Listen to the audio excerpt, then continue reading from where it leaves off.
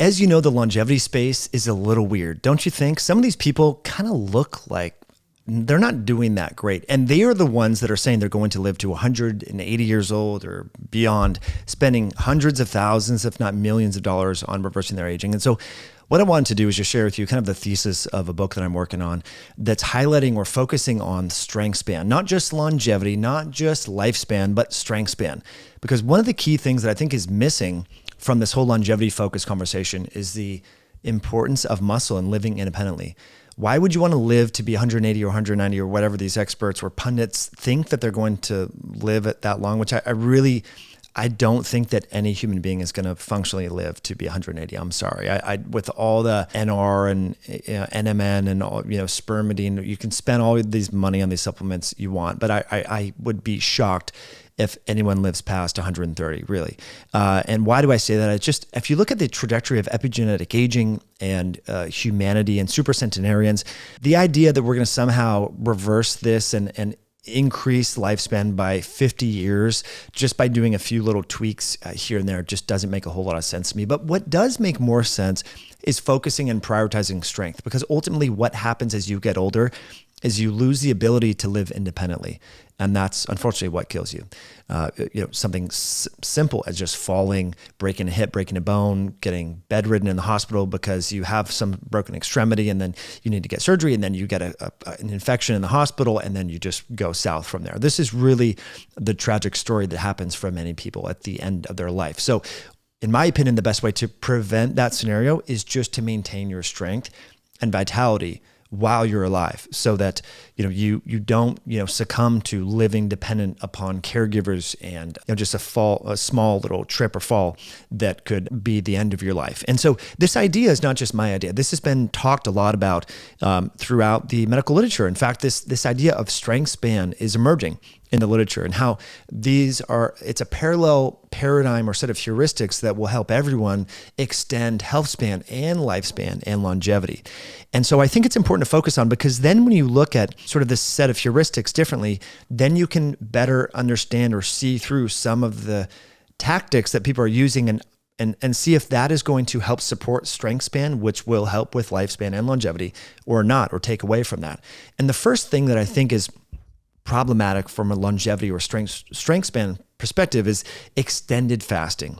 That people are eating just one meal a day forever. I think that's a great tool for short-term changes in body composition. If you want to be a bodybuilder, if you want to get really shredded for summer, and you're going to lose some muscle during this process for sure, is eating one meal a day and having very high protein, low carb. That is probably the easiest way to get very shredded and help preserve muscle mass whilst cutting a lot of fat and staying physically active. I think that's great. But from a long-term perspective, I don't think that is really ideal. And if you look at people who are doing these, for example, there's this expert or pundit who eats dinner at 11 a.m. I think, again, this is a little bit kind of missing the forest through the trees. And why do I say that? Because meals are a great time to be social. We forget about the importance of social connections and having meaningful conversations. So, what is is the juice worth the squeeze? Doing all this intermittent fasting, eating one meal a day, and being so strict that you lose your social connections and these meaningful, stimulating conversations with people that are very important for health span, for living independently. I think we can be a little bit too much of a zealot when it comes to all of these minutia of tinkering and tweaking meal timing and meal timing strategies, and forgetting about the importance of having meaning, having purpose, having social connection, and conversations over meals. There's supercentenarians that never intermittent fast and probably never exercise, but they're recreationally active. And that's what I want to focus on next. But let's finish up this point here about being social. I think this is really important. Yeah, we feel good after exercise, but we feel very good after having a stimulating conversation with your friends and family. Usually that's over food. That can be over exercise. That can be over, at a conference or what have you. But usually when people gather, it's over a meal. And this idea of being so focused on when you eat and you can't eat past a certain time because, or else these longevity pathways won't be activated and you have to have all these supplements and so on. I just think that's a little bit over the top. And I love supplements. I sell supplements. I've been taking a lot of supplements for the past 20 years. Like, I believe in them for sure. I'm not undermining that, but I think that there's just so much focus when you opt into the email newsletters of these different pundits and gurus. You're just getting hammered with emails on these longevity supplements and so forth. And I think probably the best longevity supplements you can do is stimulating conversations, walking, exercise, and sleep. Like, all the other things, are helpful, right? Creatine, electrolytes, vitamin D, vitamin K, but they're all good. But I really think that we under-recognize or under-emphasize the importance of these things. And, you can't really, there's not something to sell, right? No one's monetizing off saying, hey, go have dinner, with your neighbor and your friends and community. Like, there's nothing to sell. That's why you don't hear about it. And you might say, well, that's, kind of, come on, you're being a little bit negative. But look at Western medicine. The reason why triglycerides are not addressed in the context of lowering independent risk factors for heart disease is because there's no drug, that really effectively lowers triglycerides without a lot of side effects. And so we often hear more about cholesterol because there's a lot of drugs that lower cholesterol.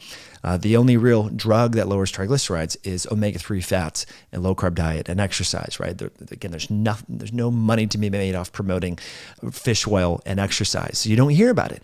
And so that's why I honestly think you don't really hear about the importance of social connections and recreational movement and physical activity when it comes to maintaining longevity and lifespan. But we're going to talk more about improving strength as a proxy and exercise as a really important feature of longevity shortly. But I just want to say thank you for being here. If you're enjoying the content, hit that like button. Let me know what you think of this video in the comment section below. Please subscribe and share this with a friend who may benefit from this information. Now, since we're going to talk about exercise, I just want to remind you about an amazing tool that can help you get more mileage from your exercise, and that is combining creatine with electrolytes. You know that creatine is one of the most widely used ergogenic aids out there. It's very effective for helping to support strength, hypertrophy, and energy during intense exercise, whether that's endurance exercise or resistance training. And that's why at Myokines, we combined creatine with electrolytes, because when you exercise, you also need to support your electrolyte balance. But it turns out that creatine depends on electrolytes to be absorbed. And that's why we pair these two together. You get much better absorption and ergogenic effect when you use creatine with electrolytes. Numerous studies show that. So you can check this out over at myoscience.com. There's well over 800 reviews on the Myoscience electrolyte sticks. There's an unflavored version, an orange version, and a lemon lime version that tastes phenomenal.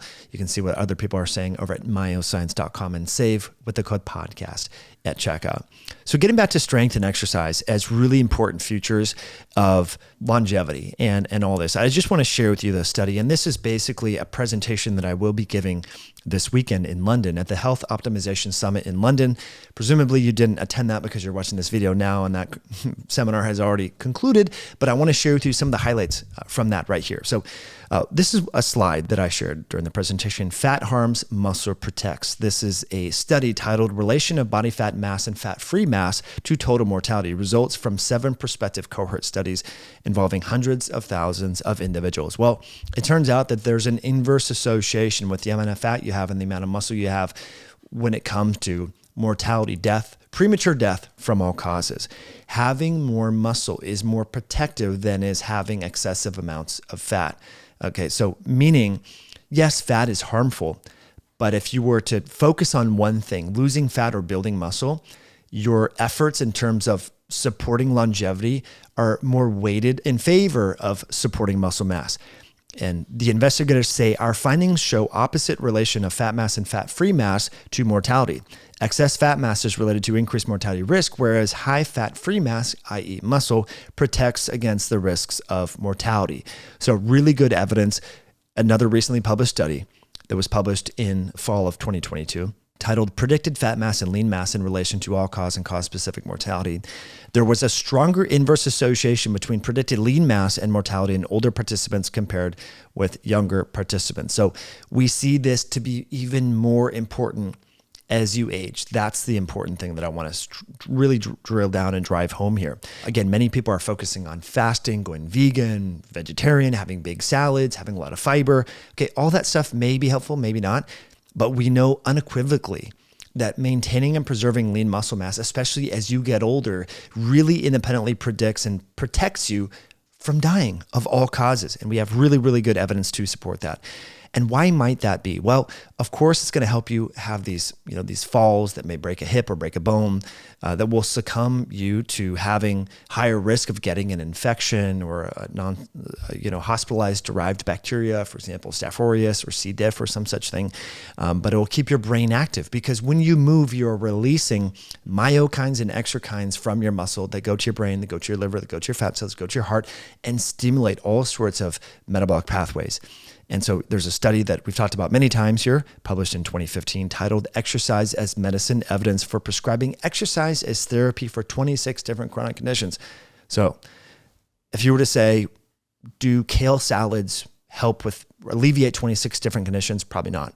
Does going vegan or going vegetarian alleviate 26 different conditions? Probably not. Does taking a statin alleviate? Probably not, right? You get the idea. But exercise is a multimodal tool, meaning it has multifaceted, multifactorial effects, because when you're moving your muscles, you're releasing myokines and exerkines that go systemic. And so this is really, really important, especially as you get older. Now, you might be wondering, well, what is the type of exercise that is most important? Should I focus on endurance exercise? My doctor said that I should do zone 2 training, or what about strength training? Well, I really think strength training is most important.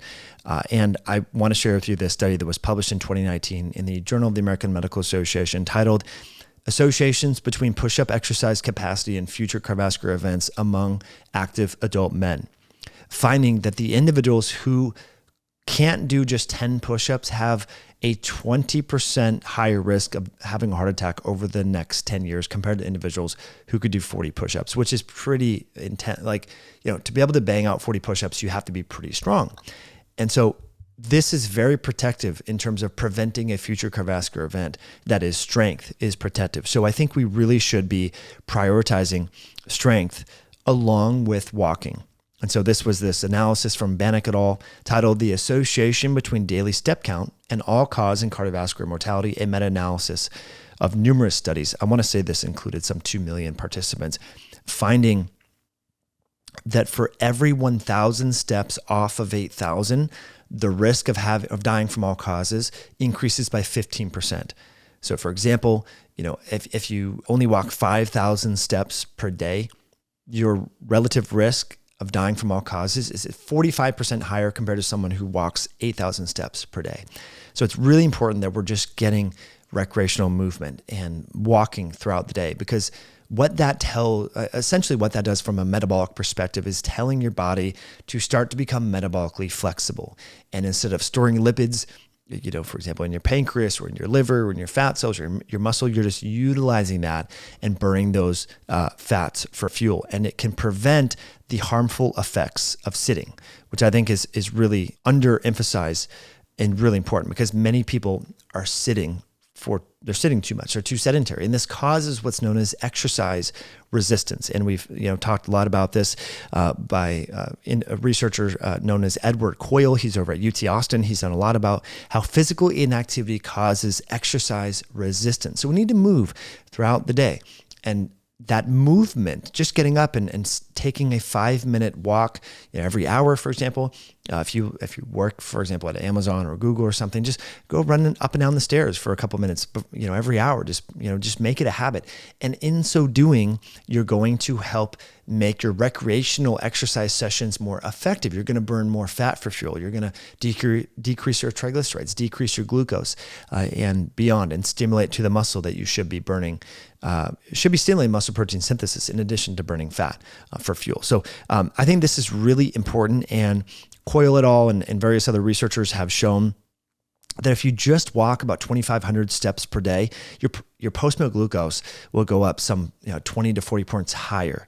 And that area under the curve throughout the day just really bumps up. And as we've talked about in other videos, post-meal glucose and high post-meal glucose is linked with coronary artery occlusion. That's the number one, probably, from speaking on behalf of probabilities, if you were to make a bet, most of us will die from heart disease.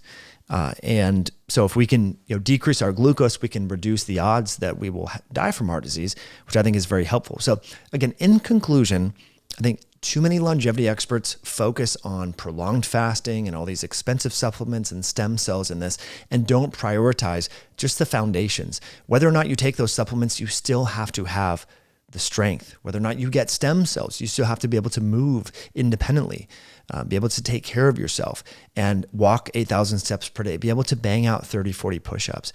For females, that might be a little bit lower, maybe 25 to 30. Most of this data on push-up and exercise capacity is conducted in men. And so the volumes are a little bit different, but making sure that we're doing body weight exercises, full body movements, doing compound movements that involves 2 or more joints moving at the same time. So instead of just doing an isolated bicep curl, you might do a pull-up or some sort of back exercise that would engage both the elbow, the bicep, the shoulder, the lats. You want to move multiple muscles and do movements instead of compounded, isolated exercises. I think that's really important. So really good evidence to suggest that we can optimize longevity and the pace of aging by prioritizing strength. And I want to finish off with this one slide because we've talked about this study before. Grip strength is inversely associated with DNA methylation, age acceleration. And essentially what this study found is that the stronger your grip strength is, which again is a reflection of whole body strength, was inversely correlated with the pace of aging. And so we know this stuff. And so we should be focusing on strength span, not just lifespan, not just living to 180, just for whatever reason. People have picked 180. I don't even know how they came up with that number, but I think we should focus on strength span. And this is something that you can objectively measure as you get older. I think it's fun. When you get older, if you can do as many push-ups every year or more compared to the year before, doing a workout such as the Murph or finding some sort of standardized way to assess strength with your friends and family, I think is a phenomenal way to not only feel better and perform better, look good, but age better. So that is my thesis. What do you think about this information? I would love to know. This is going to be part of my new book that is coming out this fall. Appreciate you subscribing. Thanks for your comments, your shares. Appreciate you sharing this with a friend, and we'll catch you on a future episode down the road.